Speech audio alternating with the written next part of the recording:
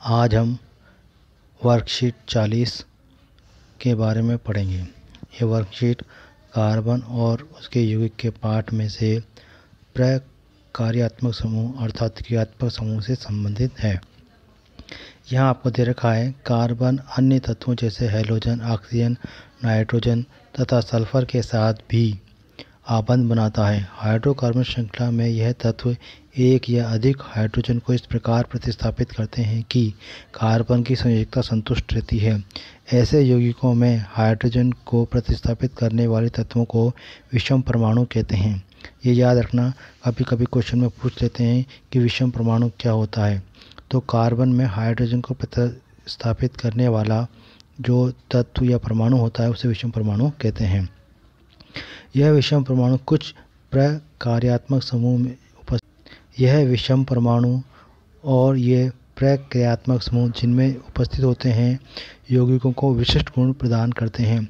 ये गुण कार्बन श्रृंखला की लंबाई और प्रकृति पर निर्भर नहीं होते। फलस्वरूप यह प्रकार्यात्मक समूह फंक्शनल ग्रुप कहलाते हैं। अर्थात हम ये कह सकते हैं कि जब कार्बन की श्रृंखला में कोई ऐसा समूह या तत्व आकर जुड़ जाता है जिसके कारण कार्बन श्रृंखला अपने गुणों को प्रदर्शित न कर उस तत्व या समूह के गुणों को प्रदर्शित करती है, तो वह समूह प्रक्रियात्मक समूह या क्रियात्मक समूह या फंक्शनल ग्रुप कहलाता है। यहाँ पर आपको कुछ परमाणु दे रखे हैं, उनके प्रक्रियात्मक समूह दे रखे हैं और उनका फार्मूला या सूत्र दे रखा है। पहली बात करें तो यहाँ पर अल्कोहल दे रखा है। पहली बात करें तो यहाँ पे Cl अर्थात क्लोरो और Br ब्रोमो दे रखा है। इसका जो प्रक्रियात्मक समूह होता है क्लोरो और ब्रोमो होता है।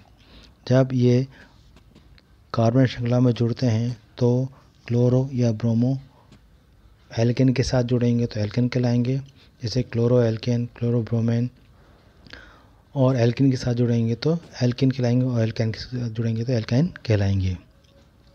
दूसरा दे रखा ऑक्सीजन। यहाँ 4 ऑक्सीजन के दे रखे हैं। पहला दे रखा है एल्कोहल। एल्कोहल का जो सूत्र होता है OH होता है। एल्डिहाइड की बात करें तो एल्डिहाइड का जो सूत्र आपको दे रखा है यहाँ C+OH और एक संयुक्ता फ्री होती है। इसको हम संक्षेप में सूत्र बनाने के लिए संयोजकता को फ्री छोड़ते हुए CHO लिखते हैं। अगला आ जाता है कीटोन। कीटोन में भी हम बात करें तो कार्बन के साथ एक ऑक्सीजन परमाणु डबल बॉन्ड के साथ जुड़ा होता है और दोनों संयोजकताओं के साथ कार्बन तत्व ही जुड़ता है, तभी कीटोन ये कहलाता है। अगर इन दोनों संयोजकता के साथ कार्बन तत्व नहीं जुड़ता तो ये कीटोन नहीं कहलाएगा। अगर एक कार्बन जुड़ता है इसके साथ और एक हाइड्रोजन जुड़ जाता है तो ये पुनः एल्डिहाइड समूह बन जाता है। हम इसको इस तरह से देख सकते हैं, जैसे ये C है, इसके साथ ये ऑक्सीजन जुड़ा हुआ है और ये एक संयोजकता है और एक संयोजकता है, ये तो कीटोन है। लेकिन इस एक संयोजकता के साथ ये हाइड्रोजन जुड़ जाता है तो ये पुनः ही एल्डिहाइड समूह बन जाता है।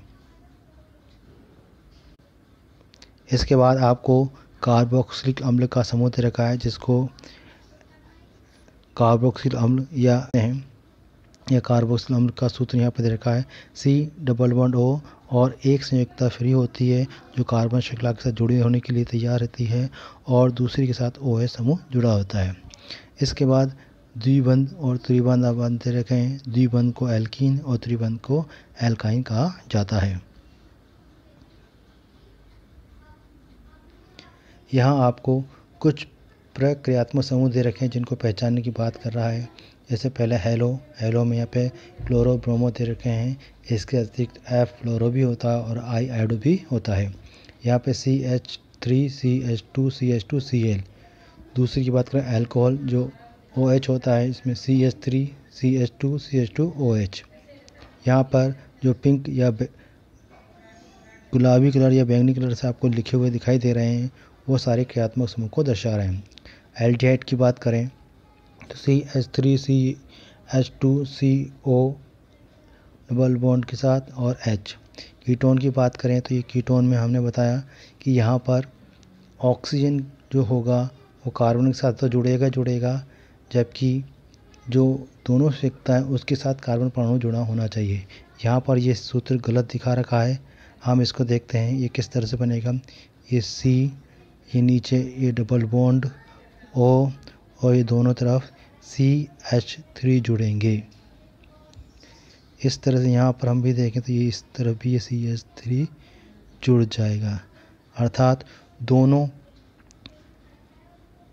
कार्बन की संयुक्ता के साथ कार्बन परमाणु अर्थात कार्बन समूह जुड़ता है।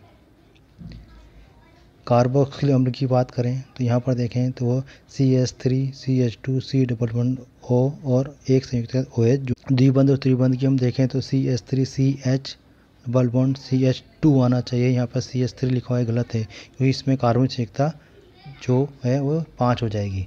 वास्तव में इसकी सूत्र की संरचना हम देखें तो ये इस तरह से आना चाहिए। CH3, C एक संयुक्त हमने नीचे लिख दी, उसको H ना ऊपर ना लिखे और ये डबल बॉन्ड बना के C, यहाँ पर हम C संयुक्ता को बता देते हैं ये एक जुड़ा और ये एक जुड़ गया। अगर हम यहाँ तीसरा हाइड्रोजन और जोड़ देते हैं तो इसकी संयुक्ता 5 हो जाती है। अतः हम इसको हटा देते हैं। ये इस प्रकार की संयुक्ता होनी चाहिए, अर्थात इसका सूत्र इस प्रकार होना चाहिए।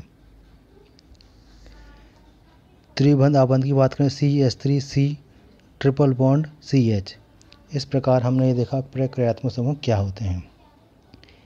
यहाँ पर हम देखें तो निम्नलिखित प्रश्न आपको दे रखे हैं जिनमें प्रक्रियात्मक समूह को पहचानने की बात कही गई है।